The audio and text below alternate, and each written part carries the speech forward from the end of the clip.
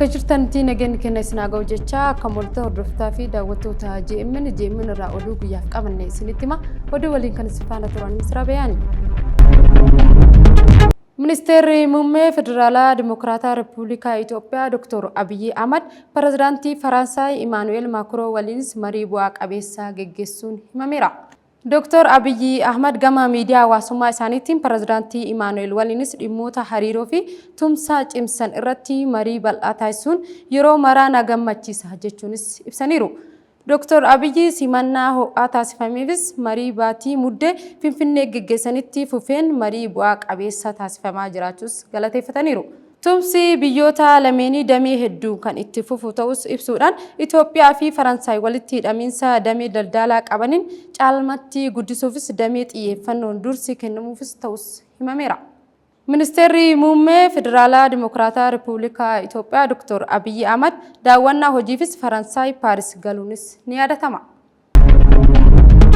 Itoophiyaa keessatti ganna dhufu rooba idilee fi al-idilee ol ta'e eegama jechuun Inistituutiin Meteoroloojii Itoophiyaa beekseera.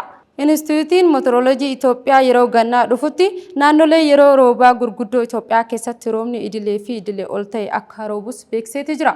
Inistituutichi ji'oota gannaa dhufan jechuunis ji'a waxabajjii hanga adoolessatti tilmaaman haalli qilleensaa ifoomseeti jira. Naannolee biyyattii irra caalaa roobni idilee hanga idilee ol ta'e akka roobus agarsiifameeti jira. Gama biraatiin roobni baay'inaan roobuun naannolee biyyattii lolaadhaafis saaxilama keessaa balaa lolaa akka dabalus ibsameeti jira. Miidhaa lolaa mudachuu malu irraa gahuunis xiqqeessuufis qaamoleen dhimmi ilaallatu tarkaanfii fi of eeggannoo gochuu akka qabanis akeekkachiiseera. Oduu biyya alaatiin Bulchiinsi Trump Yuunivarsiitii Harvard barattoota idil addunyaa akka hin fudhanne dhorkuu ibseera. Bulchiinsi Doonaald Trump Yuunivarsiitii Harvard barattoota idil addunyaa akka hin fudhanne dhorkuu isaa wal dhabdeen Yuunivarsiitii Ameerikaa beekamaa fi bulchiinsa Trump gidduutti jirus hammeessee jiras jedhameera. Barreessituun nageenya biyya keessaa Kristina Homa fuula X ishee irratti akka barreessitetti bulchiinsi kun seera kabajuu dhabuu isaatiin mirkaneessaa sagantaa daawwattoota barattootaa fi jijjiirama Harvard kenne akka addaan kutes jedhameeti jira.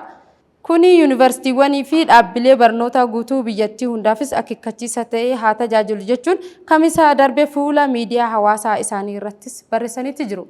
Harvard ibsa kenne murteen kun balaaleffachuudhaan seeraan ala jechuunis ni yaadatama. Gabaasni KBBCti.